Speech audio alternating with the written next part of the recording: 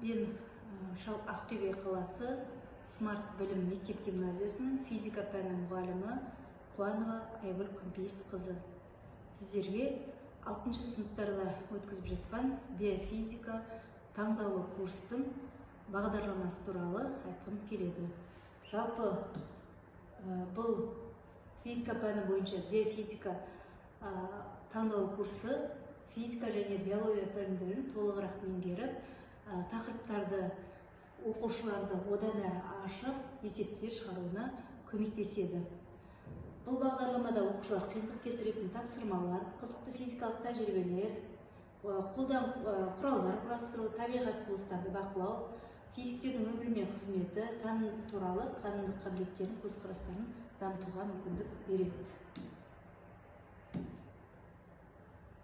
Курстың негізгі өзектілігі қозғалыстың биологиялық процестерде пайда болуымен қатар зиянды жақтарда болады.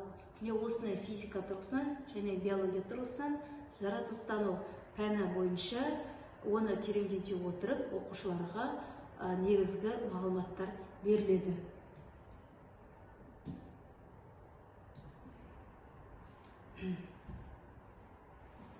Курстың негізгі мақсаты оқушылардың танымдық шығармашылық қабілетін дамыту, қоршаған ортадағы тірі ағзалармен қарым-қатынасын қалыптастыру, дүниетану ғылымын дамыту.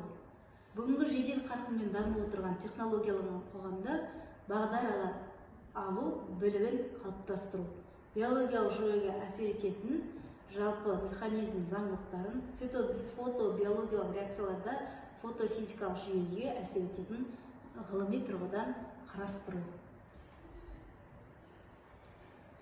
Курстың негізгі міндеті биологиялық жүйеге жарықтың негізгі физикалық тұрғыдан әсерін білу, оқушылардың шығармашылық қабілеттерін дамытып, өмірмен байланыстыру, меңгерген білімін зертханалық жұмыстарда қолдана білу, аппараттармен жұмыс жасауда қауіпсіздік ережесін сақтай білу, жасуша тірі организмдердің ең кіші өлшем бірлігі екендігін дәлелдеп, молекула мен атом туралы түсіну.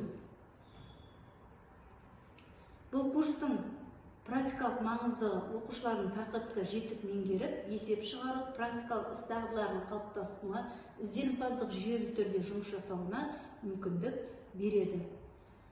Бейімделген курс бағдарламасы сызықтық модель бойынша жасалған, сабақты жүргізу әдістері теориялық, практикалық сабақтар және семинар сабақтар жөнінде жүргізіледі. Бұл бейімделген бағдарламамен оқытқанда оқушылардың материалды терең түсініп және жақсы нәтижелерге қол жеткізеді деп ойлаймын.